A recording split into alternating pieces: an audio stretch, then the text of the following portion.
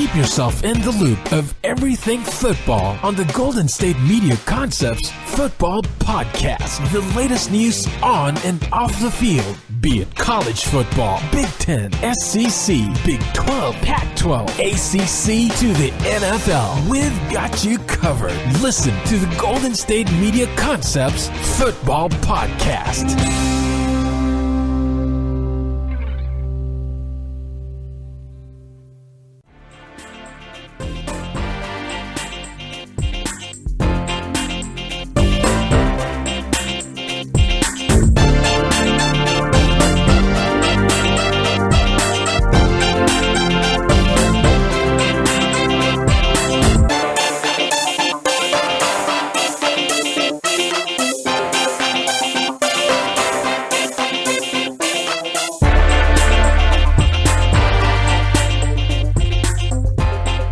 Hello, everybody, and welcome to the GSMC Football Podcast, brought to you by the GSMC Podcast Network.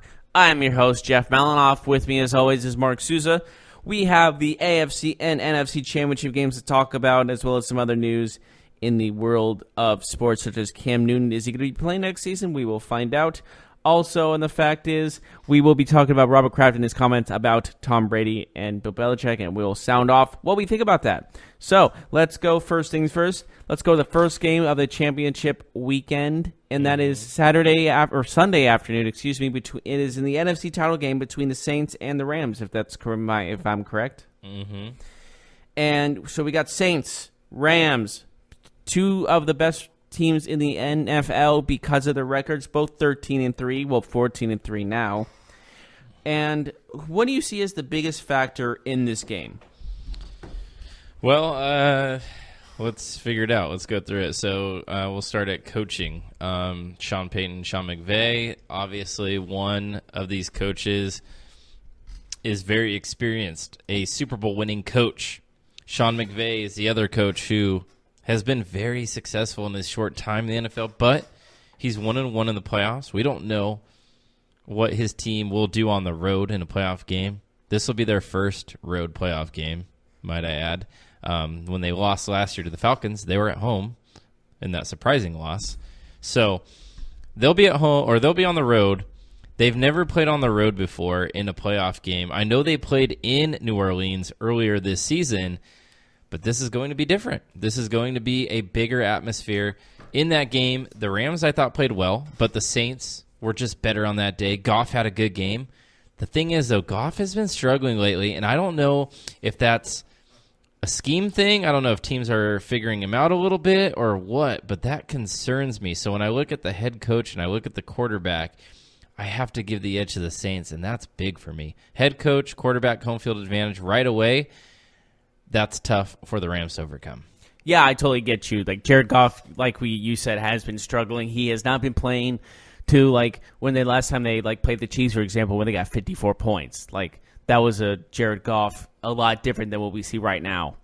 And obviously, Todd Gurley and C.J. Anderson have been carrying that huge torch for them on the offensive side. Both of them have been rushing the ball extremely well. But now the old-time question is, can they keep that up against a very good rushing defense against the New Orleans Saints?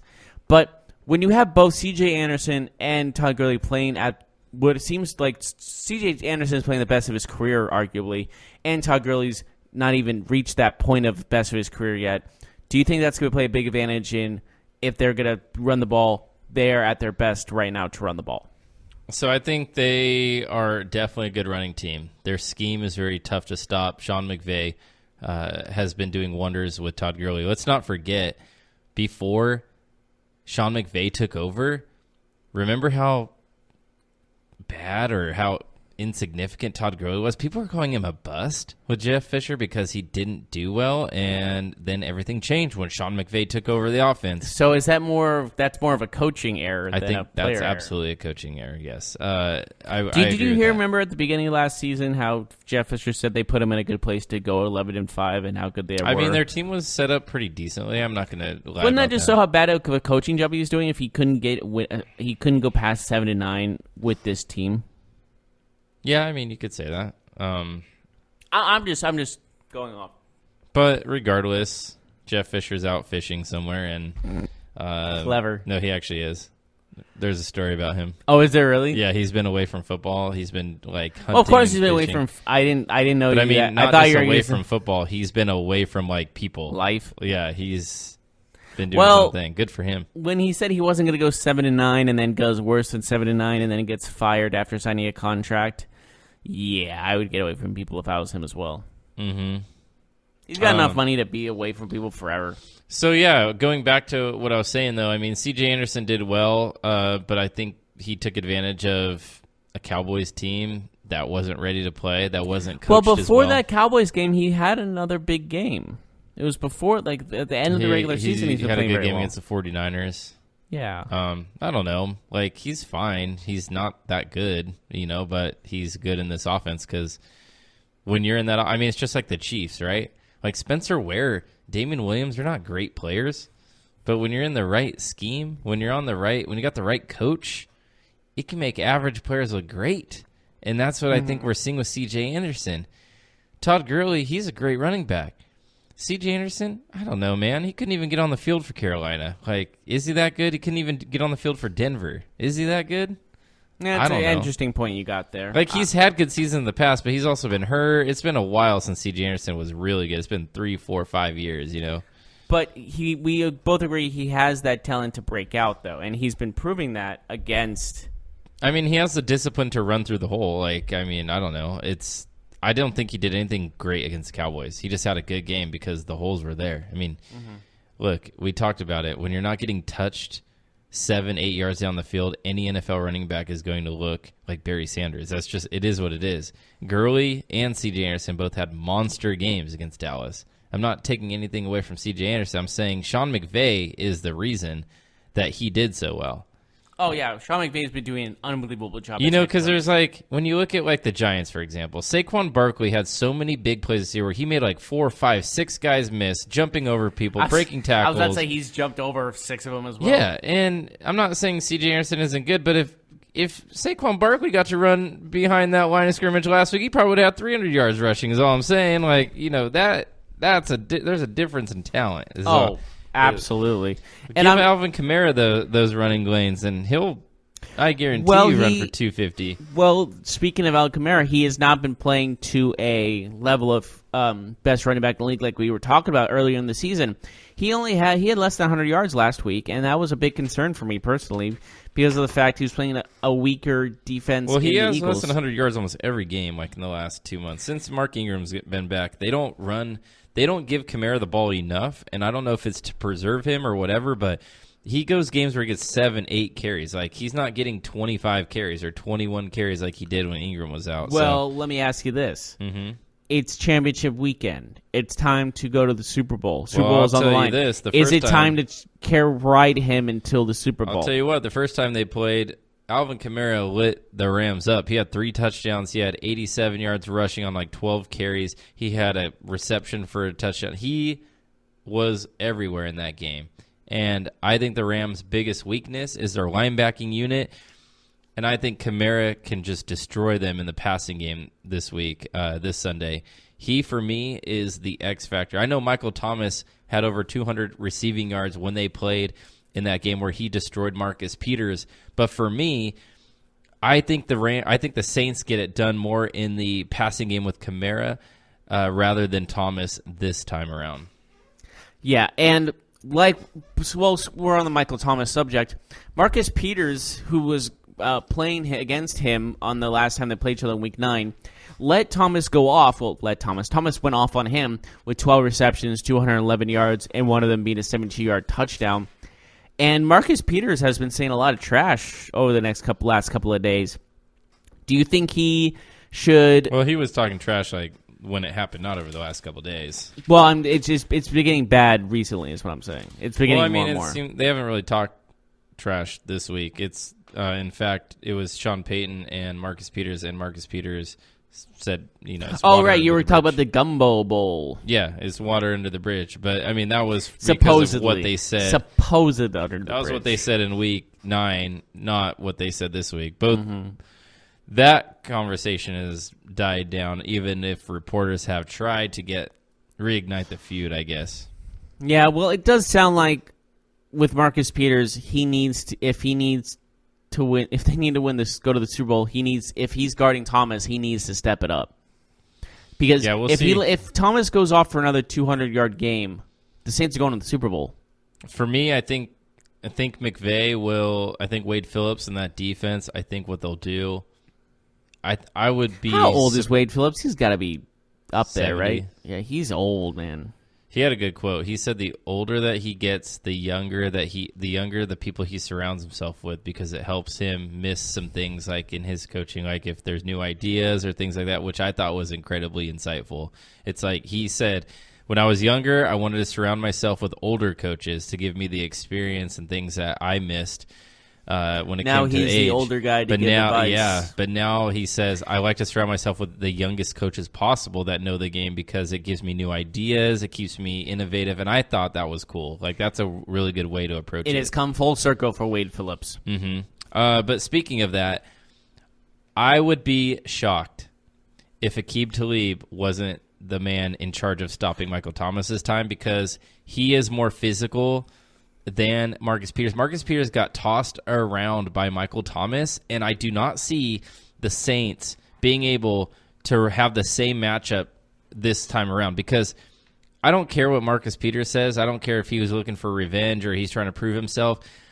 I don't think that Wade Phillips in that defense lets that happen again. And I think they put Talib on Thomas, and they let Marcus Peters, who's a smaller, faster corner than Talib, run with a guy like Ted Ginn. Like, take Ted Ginn. You're quicker.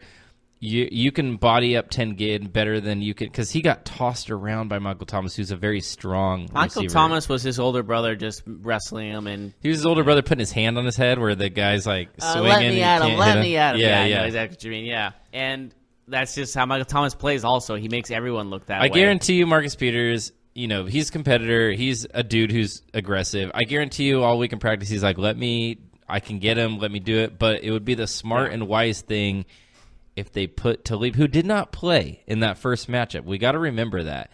Talib did not play in that matchup the first time around. And ultimately, Thomas went nuts. He went nuts in that game. Absolutely. And also a big factor in this is Michael Thomas is probably the best wide receiver left in the last remaining teams. Argument. Absolutely. Him it's or either Tyreek Hill. Maybe Edelman up there. I'm saying wide receivers, not just tight ends. Don't sleep on Robert Woods. Brandon Cooks is a good player. But in terms of all-around game, I have to give it to Michael Thomas. Absolutely. And that's going to be the big factor. It's like setting up this defense, Wade Phillips got to think, who am I have to stop more than anybody? If I can't get to Breeze because of that deep offensive line, I got to get Thomas off, out of the game. Not take him out or anything.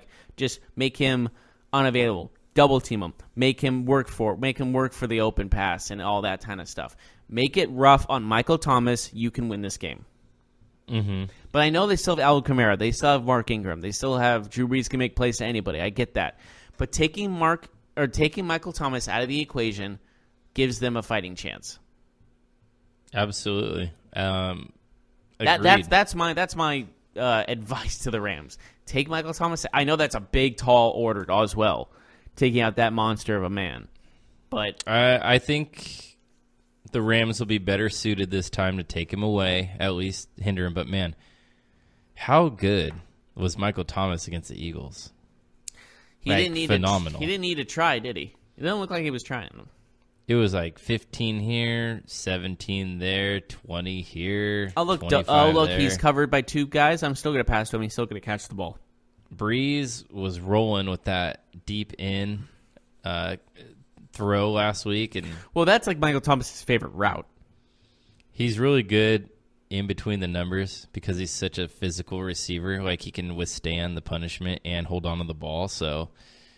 And he's had a point in his career where he can take that punishment because he's not close to the end of his career by any means. He's in his prime, so he can take the punishment. So, I mean, Alvin Kamara for me is, I think Michael Thomas tore him up last time, but I think Kamara was the X factor in that game, and I think Kamara is the most important key. I think the Rams need to do everything possible to stop him. I know that Thomas is a big issue, But I feel more confident in Talib and Peters in my secondary, at least competing with Michael Thomas. I do not feel comfortable if I'm the linebacking unit on the Rams covering Kamara, because Alvin Kamara could arguably be one of the top 5 receivers in the NFL if he only played wide receiver. He is super dynamic in the passing game. He's quick. He runs routes at a crazy level.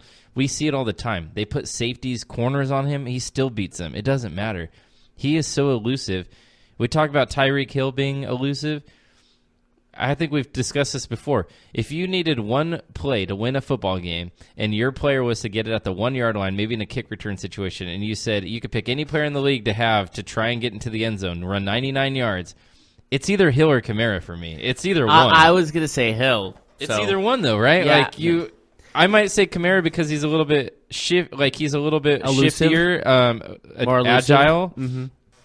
Not that Tyreek Hill's Hill's got incredible. the speed. Tyreek Hill's got the speed. Tyreek Hill's incredibly agile. This is not like, oh, he's not agile, but Kamara at least can shed some tacklers. He's elusive. Yeah, Kamara's a running back, so he can break some tackles, whereas Tyreek Hill, if you grab him, you're probably going to be able to tackle him. The problem is grabbing the guy is impossible. That's what I'm like. When can you grab him when he's going 100 miles an hour? Exactly. If you can get your hands on him, then he's not so hard to bring down. But that's the problem. You can't catch him. Kamara is not as fast as Hill, but he's also, you have to get two hands and get a good tackle on him. You can't just get a hand or two on him. It's like saying, oh yeah, if you catch the Flash, you can beat him up. Oh wait, that's impossible because it's the Flash. Yeah. So that's how I see it. It's going to be an interesting game. On the flip side, though, we got to talk about the Rams. That offense, yeah, we talked about Gurley, we talked about C.J. Anderson, but Cooks and Robert Woods, we talked about who's the best receiver left in the playoffs. I think the Rams have the best receiving core left in the playoffs. Cooks and Robert Woods, I'll take that tandem any day. Even over Watkins and Hill, because I think Watkins is not as good as Woods or Cooks. I just think Cooks and Woods are both very good players. They might not be in the top 2 receivers left in this, but they're definitely 3 and 4 for me. Definitely 3 and 4. I would put them slightly over Edelman. I'd put Edelman at 5. We're just ranking the receivers. It'd go Thomas, Hill, Cooks, and Woods, then Edelman, if I was breaking them down. 3 and 4 is going to be difficult for me, but 1 and 2 are very easy for me. I agree with you. I don't put Edelman at 3 or 4, but Cooks, yeah, I would put him at least 4. Cooks had 175 yards against the Saints last time, and we know that he's not Tyreek Hill, but he's maybe the next closest thing to Tyreek Hill in terms of receivers who are fast and elusive. So, all right, who do you give the advantage to in this game, Kamara or Gurley? I give the advantage to Kamara only because Todd Gurley was stuffed last time in the passing game. He had 6 receptions for 11 yards. The Saints linebackers are a lot better at stopping the pass than the Rams linebackers are, and I think when it comes to running ability, Gurley's a little bit more powerful, but I think Kamara is just as good running the football. He just doesn't get as many carries. He just doesn't. That's just not what they do. They give the ball to Ingram entirely too often, in my opinion. Maybe it's to keep Kamara fresh. But Kamara in the passing game, that's the advantage. That's where the difference is. Okay, it makes sense. But I got to say that C.J. Anderson and Boats Hugger have been playing at a high level, and it's going to be a battle of the 2 running backs. It's not Kamara and Gurley, the 2 sets of running backs. Because C.J. Anderson and Mark Ingram are both going to play a major role in this as well. You can't leave them out. I know why Gurley and Kamara are number 1s. I think that's an obvious statement. But Ingram and C.J. Anderson have both proven they can break out as well. Mm-hmm. It's gonna be. I feel like this is gonna be more of a running game than a passing game, because of the fact it's gonna be physical on the receiving end, on the passing game. But I think whoever wins this game is gonna have the better rushing game, and that's a tall glass of water to order, because of the fact that both defensive linemen are top tier elite guys. Mm-hmm. Saints have one of the best, if not the best, rushing defense in the NFL. And then on the other side of the Rams, you have Aaron Donald, and you have not. The Rams had a really good defensive run-stopping performance last week, but they are one of the worst during the season. But I think that's more to do with Sue and Donald. They can they can give up their defensive responsibilities when it comes to the run game. They're always looking to sack the quarterback and put a lot of pressure on, but I think when they're locked in and they're dialed in, I don't think they're bad run defenders whatsoever. We saw last week they were able to stop Ezekiel Elliott. I think he had, 45 yards, 50 yards rushing on 20 carries. Like, he didn't do anything. Yeah. So, it is interesting, but Can I do say one quick thing? I know Yes. this is, we talk about this in the sports podcast, this isn't a very big enough story for you, but Bill Vinovich is the referee for this game, and the Rams are 0-8 with games officiated by the lead Saints official. or the Rams? Oh, the Rams. The Rams are 0-8 officiated by games by Bill Vinovich. Well, there it is. Vinovich, and the Saints win. are 5-3. So drop the mic, game over. It's only But in do you wanna go first? 2019 would this be a thing, right? Well, Like it's an interesting statistic. 0-8. That's a lot of games with one referee. You can't win one game. Yeah, with but I mean, there's as, a petition as by you mentioned earlier, there's a petition by Rams fans to get him removed from the game. Yeah, who cares? But the thing is that I asked you, and you told me only like 2 or 3 of those losses were in the McVay era. The rest were in the Jeff Fisher era. So I mean, yeah. But still, or even lost. before Jeff Fisher. Who was the coach before Jeff Fisher? They are 0-2 this season with Bill Vinovich as the coach, and the 2 losses were one against the Saints, and I'm not sure they one actually against the Eagles. And Well, it's either the Eagles, Saints, or Bears. They only have 3. So yeah, so one of the 3 of those games are crucial too.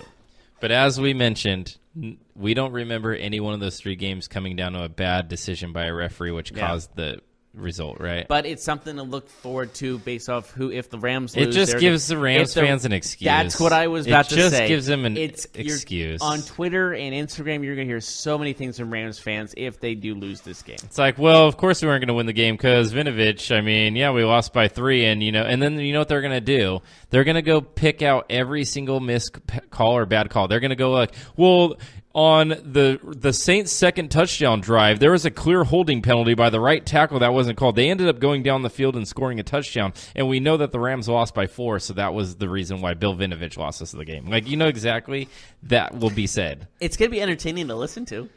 The only way it doesn't matter is if the Rams get blown out. Then it's like, well, yeah, there wasn't 35 points of missed calls. That's it.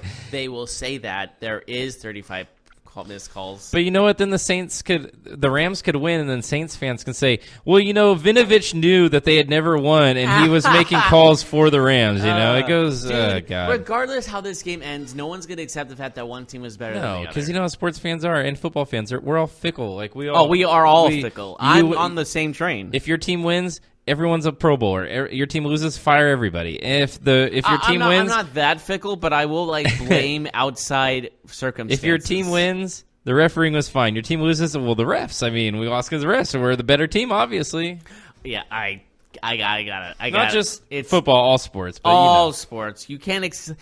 Sometimes you accept the fact that one team's better than the other. That's fine, but 90% of the time, you're blaming outside circumstances. Mm-hmm. But all right. I got 31-24 Saints. You got 35-28 Saints. All right, so we both like the Saints to win by about a touchdown. I just think we both agree that overall the Saints are better. Mm-hmm. And it's not just because the Saints are first and the Rams are second; they already beat them. But it just how the season has progressed, and you have to pick between Drew Brees and Jared Goff. I'm going with Drew Brees. Yeah, Drew Brees. I mean, he's been there. He's won. Mm-hmm. Goff is 1-1. Yes. So is that all you got to say about this game? Yeah, we'll go to a break and come back talk about AFC Championship. We got Patriots and Chiefs next. Stay tuned.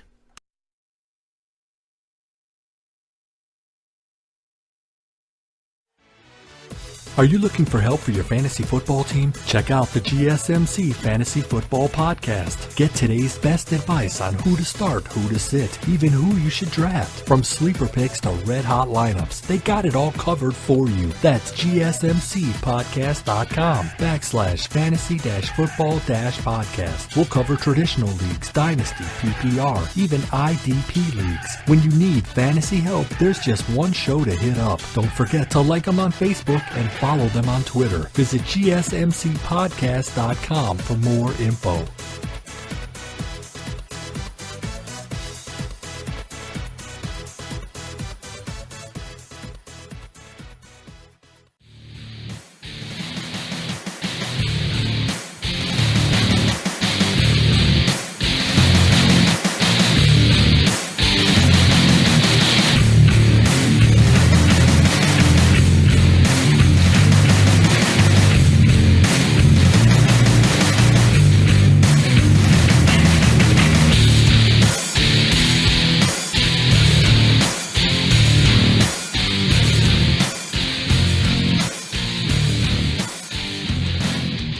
Welcome back, everyone, to the GSMC Football Podcast. We just finished talking about the NFC Championship game. Now, let's go to the American Football Conference Championship game. Winner goes on to the Super Bowl between the New England Patriots, the defending AFC champion New England Patriots, and the first seed Kansas City Chiefs. I did not see that coming, honestly. Yes.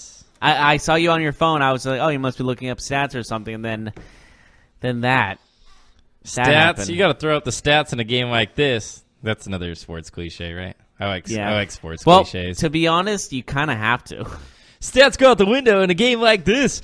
Now back to you, John. Yeah. It sounds like you're about to do that hillbilly song. What the hell? That's how it is, right? Like I can do that way too well though. Yeah. It's like Goofy. What are you doing? That's Goofy? No. Well, he goes heel. Yeah, he does that.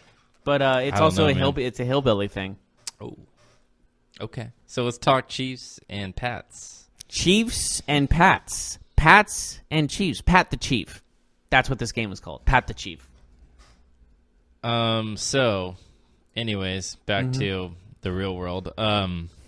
I don't watch Reid, MTV. Bill Belichick. I don't watch MTV. Andy Reid, Bill Belichick. You were talking earlier about Andy Reid's record against Belichick when he's been on the Chiefs. He's been the Kansas City Chiefs head coach. They are 2-2 against Belichick and the Patriots.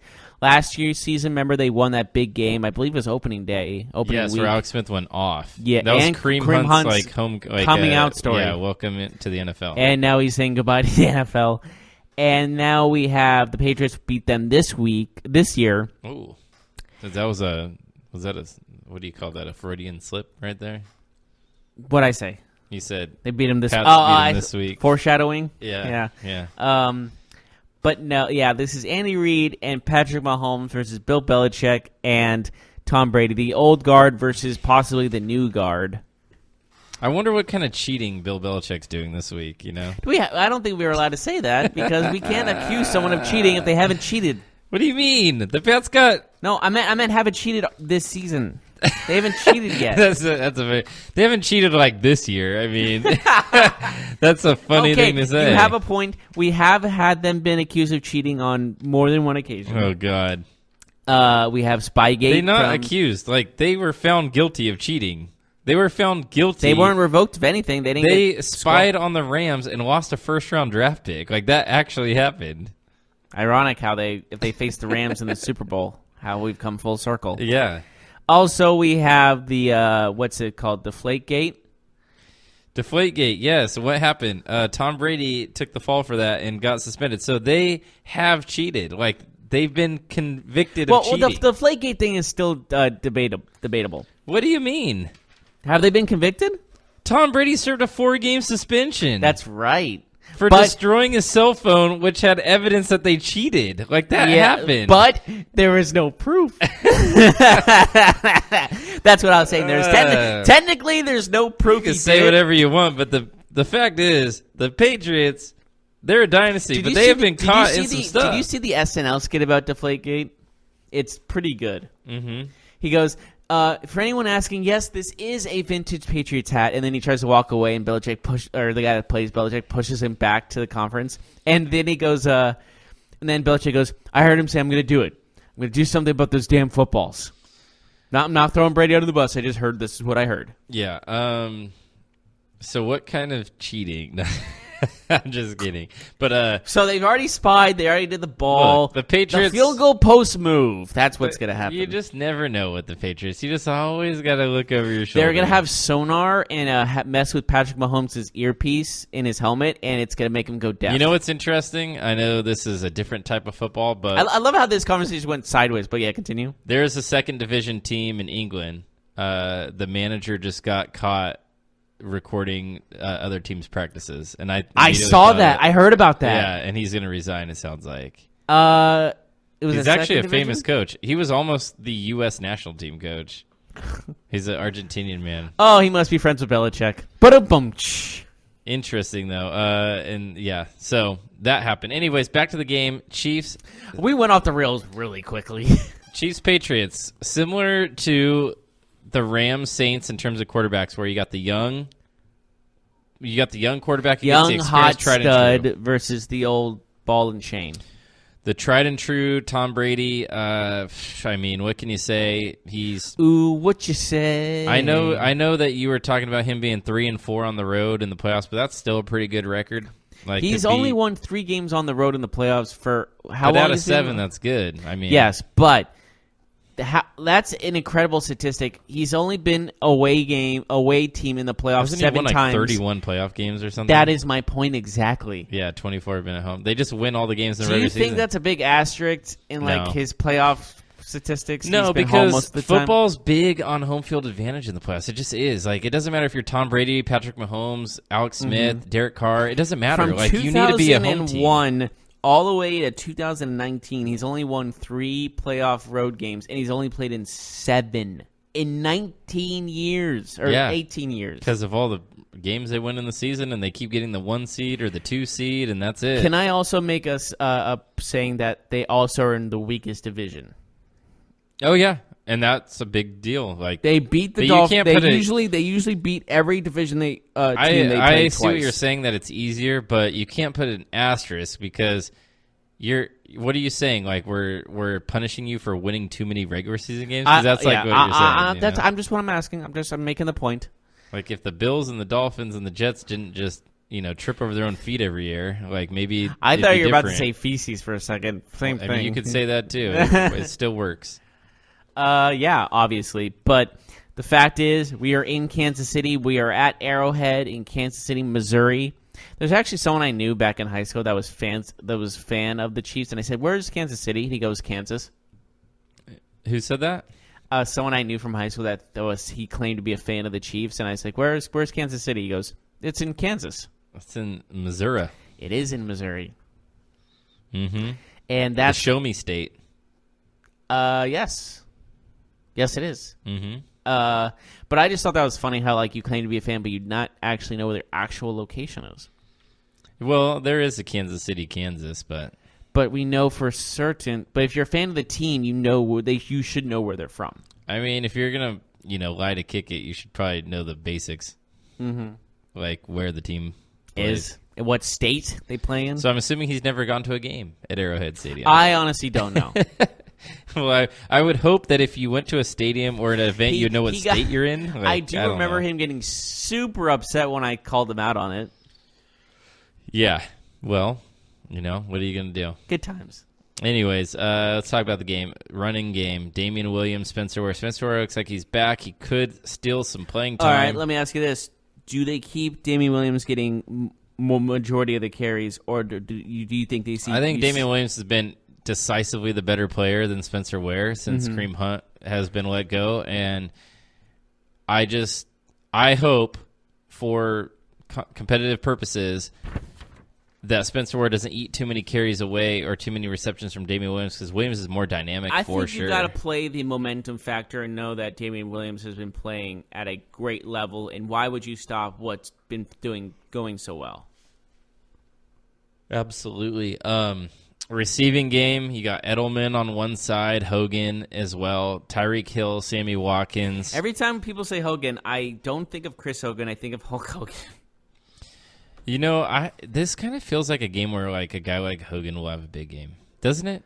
Like, Hogan is due for a big game. The Patriots are this is what they do, man. Like, you're going to be focused on Edelman and James White, and then Hogan will have 150 yards and 2 touchdowns, and everybody be like, what? And then everyone's like, okay, he's going to play great again in the Super Bowl and gets 0 targets. And then the Super Bowl, it'll be Gronkowski's backup. Like, it'll be someone else. It'll be... It'll be Gronkowski's backup. It'll be Philip Dorsett. A breakout game. Philip Dorsett, the guy that they traded for to be their 4th receiver, first-round bust of the Colts, will end up being the Super Bowl MVP. Like, that's a very Patriots thing will happen. So you're saying on Vegas odds, bet for Philip Dorsett to win Super Bowl MVP? Remember when James White won the MVP a couple years ago? Didn't he win the MVP? Against the Falcons? No, he didn't. That was Brady. They gave it to Brady? They gave it to Brady. But James White should have been. That was a controversy, right? 100% Didn't he have like agree. 200 receiving yards as a running back? He scored the game-winning touchdown in overtime. There was a controversy, but James White was the MVP. That final drive in the Super Bowl against the Falcons, that Like was they all gave James it White. to Brady because he's Tom Brady, but like we know that James White was the MVP because of that it game. was a comeback of the century, and it was like, oh, that's easily a quarterback reason for the comeback. But James White scored, I believe, 3 of those touchdowns. Yeah, James come White. back? That was like nobody knew who James White was. When are we ever gonna forget about 28-3? Never. Yeah. Even Tom Brady thought that James White. I'm should have sorry, won the Atlanta MVP. Falcon fans, for having to remind you about that, but yeah. I remember when Tom Brady thought that James White should have won the MVP. He was interviewed after that. He's like, "No, this guy should have won it." Yeah. Mm-hmm. It was James White's Super Bowl, that's for sure. But Tom Brady's Tom Brady, so what are you going to do? Mm-hmm. He had 14 catches and 110 yards, a touchdown, and he rushed 6 times for 29 yards and 2 touchdowns. So he did have 3 touchdowns. Yeah, he did, and he had 14 catches for And 110. you're looking at Super Bowl 51. And he scored a 2-point conversion. So the dude was literally responsible for 20 points. He scored three three touchdowns? touchdowns and had 2-point conversion. 6, 6, 6, and 2. Yeah. I was like, wait a minute, that's 140 total yards, 14 catches. I get it. Tom Brady had good stats too, but still, It's the quarterback. It's James White. You know for certain the MVP is usually going to the quarterback in the Super Bowl. mm-hmm. Like, you could say easily last year that maybe Alshon Jeffrey or someone else deserved the Super Bowl MVP besides Nick Foles. But Nick Foles had that receiving touchdown also, which kind of put him over the top. Mm-hmm. The Philly special, as it's now called. Philly. Philly. But anyways. To the pit of misery. I love that commercial. To the pits of misery. Dilly dilly. My mom bought me a dilly dilly t-shirt. I wore it and I prefer a nice mead. All Bud Lights in one mead. All right, Bud Light's not sponsoring the show. We got to move on. Cancel the mead. All right, so we talked about offensive line. So who's playing again? Offensive line, defensive line. That's really big in games like this. What team do you feel like might have the advantage at the line of scrimmage? That is a very tough question. But I think I got to give the edge. This is tough. I might have to go the Chiefs on this one. Mm-hmm. Their defensive line played really good against Andrew Luck. They really did. And that vaunted Colts offensive line got beat. They got beat up. And that is arguably, maybe not even arguably, the best offensive line in the NFL. Very true. Very true. Isn't that, like, we talked about this before. I'll say it again. It's crazy how the Colts used to have the offensive line turnstile of the league, and now it's the brick wall of the league. The one thing that does make it interesting when I look at that matchup between the Pats offensive line and the Chiefs defensive line is the Chiefs were really good. I don't know if you remember, but last week the Chiefs were really good at knocking down passes by Andrew Luck, like at the line of scrimmage. Now they put their hands up every time he threw the ball. Now the Patriots employ a very short passing game, and I wonder if they're going to be able to do the same sort of stuff against Tom Brady. Well, wouldn't that be more of an advantage because he throws it more over the top? But the guys who usually batted out the ball were defensive ends. It was the edge rushers. Mm-hmm. So wouldn't that be more of a factor because he does a lot of those screen check down passes? So the edge rushers would have more of an advantage of knocking down the ball or maybe even picking it off.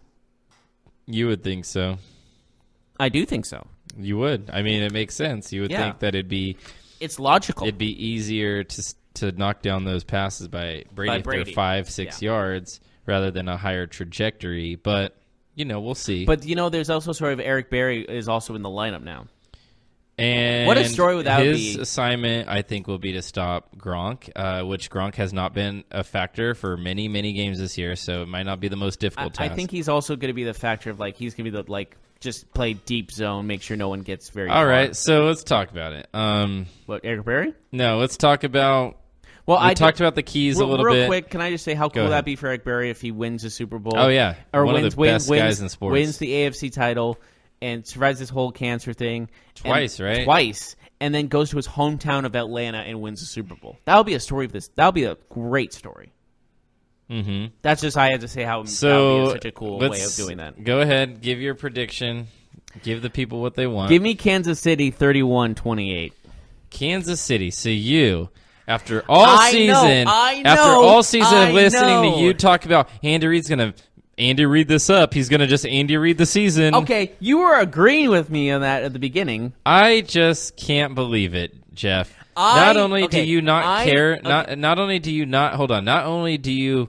have to go back on what you said about Andy Reid, but you're picking him to be arguably the greatest coach of all time in, beating the greatest. Yeah, I thought you said beating arguably the greatest coach of all time. I thought you said so. Not only do you think he's going to get over the hump with the Chiefs, but he's going to beat Bill Belichick and Tom Brady to do it. Can I say something? No, that's damning evidence. I want to be a man and say I was wrong about the Kansas City Chiefs. Hold on. I was wrong about the Kansas City Chiefs. I am recorded in saying this. I was wrong about the Kansas City Chiefs. Is all I'm saying. The defense. Patrick that was my Mahomes, final argument. Andy Reid have proved me wrong. I was wrong about the Kansas City Chiefs, and I do think they're going to the Super Bowl. I can't wait till the Patriots win, and then you come in here Monday and say, I knew about Andy. I won't go back. I won't be that guy. No, you're going back. I'm not going back. I won't laugh at the Kansas City misery. You're going to say, so this is what's going to happen. If the Chiefs lose, you're going to be like, the Chiefs are going to hold the Lamar Hunt trophy, hold on. and Lamar Hunt was the guy that it was the owner of the Kansas City Chiefs in the beginning of the franchise. All right, so look, let me finish here. If the Chiefs lose Monday, you'll say, I can't believe that I picked an Andy Reid team to beat Bill. And then next year, when the Chiefs are 9-0, you're going to say, nope, you can't trust the Chiefs. It's an Andy Reid team. Yes, it's all nice now, but in December, in January, they'll do something, and they will just remind everybody why that he's Andy Reid and they're the Chiefs. And that's so exactly we're just going to go back to the same crushing status quo, me hating on Andy Reid. It's called Groundhog Day. That's exactly what it's called. But it's like in a year span, not a whole day. Exactly. I would lose my mind if I had to go through the exact same year over and over and over again.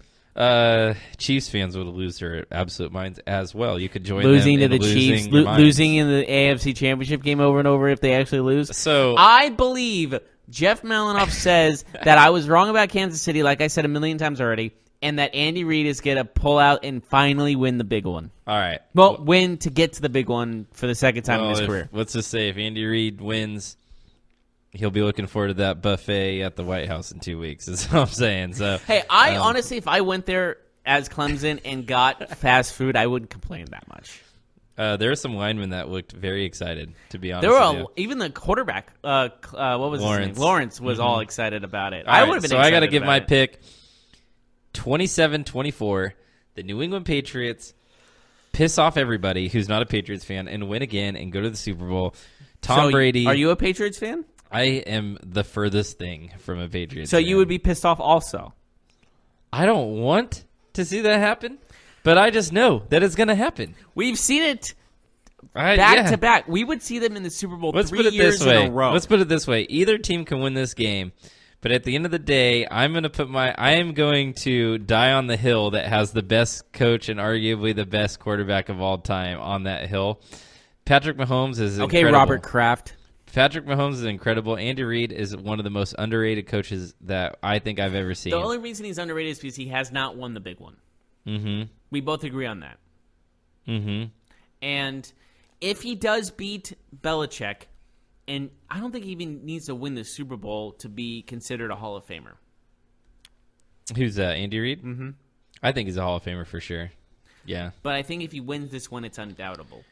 Yeah, I mean, for sure, a Super Bowl win's always going to be like the thing that pushes you over the edge. But like his career record speaks for itself. The fact that he's been able to build like two, you can't call them dynasties because they haven't won a championship. But like the fact contenders, that two powerhouses, like you could say two contenders for dynasties. Let's do contenders for dynasties. It's really hard to do that in two completely different teams. And if you think about it, the Eagles are nothing like the Chiefs, and the Chiefs are nothing like the Eagles. Like.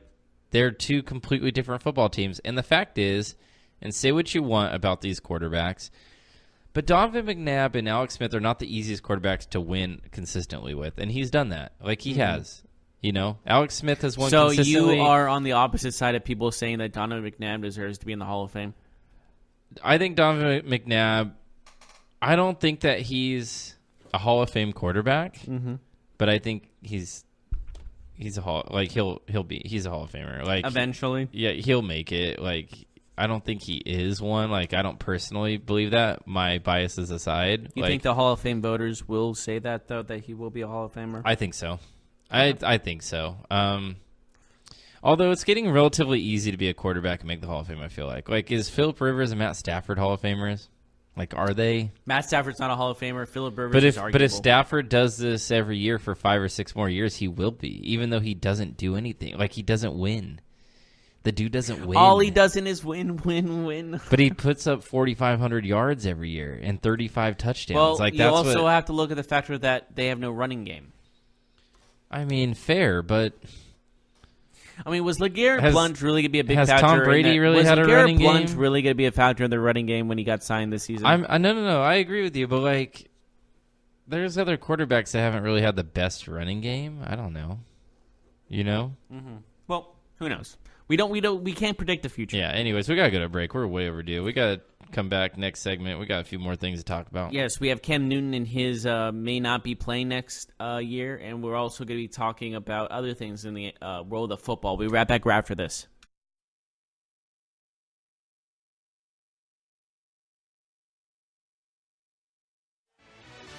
Check out the show that's built on the MMA. From the UFC to extreme cage fighting, they got the fights covered. Check out the GSMC MMA podcast. Get the latest news on past or upcoming fights. Join us as we talk to and about some of the biggest names in the MMA, past, present, and future. When it's the fight game, there's just one show to check out. GSMCpodcast.com/MMA-podcast. Don't forget to like them on Facebook and follow them on Twitter. Visit GSMCpodcast.com for more info.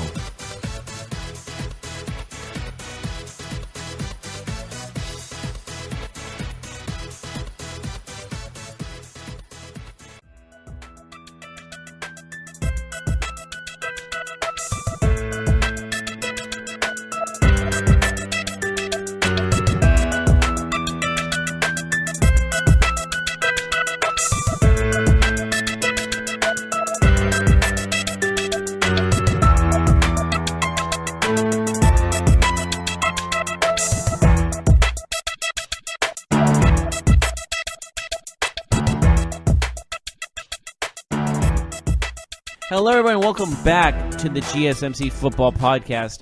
We just finished talking about the AFC and NFC Championship games. Now we are moving on to other news and quirks, tips, tricks, and other things about the world of football. And one of the most interesting ones is Cam Newton might not be playing at all next season to heal his shoulder.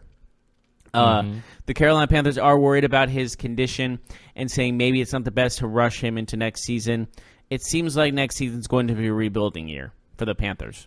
After a very disappointing end to their season after starting 6-2 and even being considered Super Bowl contenders. Yeah, if he obviously misses this season or misses a significant amount of time, I mean, that team is going to be one of the worst teams in the NFL. I feel bad for Christian McCaffrey. Yeah. He played pretty well without Cam at the end, but, I mean, obviously I think he deserves to win some games, is what I was saying. Yep. But yeah, so Cam, is it a smart move to not have Cam Newton play next season, to have him heal a whole season? Depending on the condition of his shoulder? I think it's the right thing to do if he has a significant injury, absolutely, because you don't want to rush it. We really don't know the significance. We know it's a shoulder injury for sure, but we really don't know the significance of it. What if it's what's torn and what's really hurting? Mm-hmm. I think regardless, though, I think the Panthers really need to invest a top 3 round draft pick in a quarterback. And I say that because even if Cam Newton... Like, are you thinking Chase Daniels from Duke? Or are you thinking Daniel Jones from Daniel Duke? Jones from Duke, excuse me, Well, sorry. I don't know about a first round pick. Daniel Jones is probably going to be a first or early second. But the fact is that they need to prepare for life without Cam for the near and the future, because Cam Newton is like 30 years old and gets beat up, and he's not going to be in the NFL until he's 40, like Tom Brady. Like, what about waiting next season and trying to get Justin Herbert in the first round? I think, honestly, that Cam Newton probably has 2 to 3 more years as a starting quarterback in this league, and then he's done. So if he doesn't play this 2019 season, it's a tank year. I mean, it would just have to or they draft a quarterback and try to win. Yeah, but here's the thing. If they draft a quarterback in like the first round, that's going to be a sticky situation, because if that guy plays well, okay, then you got to cut Cam Newton or trade What him. about the free agent quarterbacks that are available? There's Nick Foles. They're not going to go after him. Ryan Fitzpatrick, Teddy Bridgewater. I mean, it's possible they could get a guy like Fitzpatrick, but Bridgewater would fit their offense like Cam Newton's, wouldn't he? Cam Newton's completely different quarterback than everybody else in the league because he's so big. Like, he's not just a running quarterback. I was thinking the most mobile guy is Teddy Bridgewater. That would fit that would fit that offensive scheme as well. Although I think Tyrod Taylor is going to be a free agent. I could see him going to the Panthers as well. Do you see them signing at least one of those guys? You know, they like that young quarterback, their backup, who played. Heineke? Yeah, he played okay. But he did get injured, which was pretty depressing. Yeah. So I don't know what their evaluation is, but we'll see how they do. I think the fact is that I think the Panthers would be smart to prepare for life after Cam, whether that is this year or 4 years from now. Because Jeff, Cam Newton just gets beat up. We saw the stats. Like, he's been hit like 800 more times than every other quarterback in the last 5 years because he runs so hard and runs so often. Mm-hmm. How many times can a running back in the NFL stay healthy? And you're talking about a guy who's basically a running back playing quarterback. Like, that's how much punishment he takes. So they're in the Wildcat offense every time? I mean, you know how it is at the goal line. How many times does Cam run a bootleg or a sneak or an option run? And put his shoulder into a guy? Exactly. How many times have we seen Cam Newton get hit at the goal line, put his shoulder down, get hit, twist around, and lunge the ball over the line, right? Mm-hmm. Which is a fun play. It's exciting. It's a highlight. It's cool. But at the same time, at what cost? Exactly. At what cost? When you get hit by a 250-pound man hitting you as hard as he can. You're really passionate about this, aren't you? Well, I'm just saying, it's a reason. I know. I love it. It's a reason why people say that, like, Lamar Jackson or those type of quarterbacks, like RG3. Yeah. It's a big reason why people say that can't work. When you're a run-first quarterback, you're on borrowed time immediately. And we saw Cam Newton this year. What game was it? Was it the Lions where he missed the touchdown throw to end the game? Like, he missed a wide open player across the middle and he just didn't throw it. Like, he was all off balance, and we're like, man, how does he miss that throw? Like, that was a rookie mistake. Then we've come to find out that his shoulder's been jacked up and he's trying to, like, change the way he throws to get everything out of his arm. And it's like, that's not a healthy situation. If he kept playing, he could have. I think he did more damage to his shoulder playing this season. If he just got surgery, it would not be as crucial as it is now, because it might have been torn at one point, but him kept throwing the ball. It's almost like smithereens now, it feels like. And the thing about Cam is that he's so reliant on arm strength. Look how bad that offense was when he couldn't throw the ball 20 yards. Because everyone's a deep threat receiver. Because he's not Tom Brady or Andrew Luck or one of these quarterbacks like Breeze that will kill you with the 4 or 5 yard passes. He can't. He's a downfield thrower of the football. Well, you also have to look at his receiving core. They're all speed guys. Mm-hmm. Exactly. And Cam Newton's just not the most accurate quarterback. But if you need him to throw a 40-yard rope, he can do it because he's got a good arm. But he is the type of quarterback that needs every ounce of arm strength that he has. So if he does need to sit out this season to better his future, you have to do it. You have to think long term, even if it means being 4-12 and having a tough season. 4-12 is pretty generous for what they're in store for. Yeah, I mean, we'll see. Their defense can be good. Luke Kuechly, again, he's a guy who, if he doesn't stay healthy, that he's so important to that defense. You remember that mic'd up game with Luke Kuechly this year against the Saints?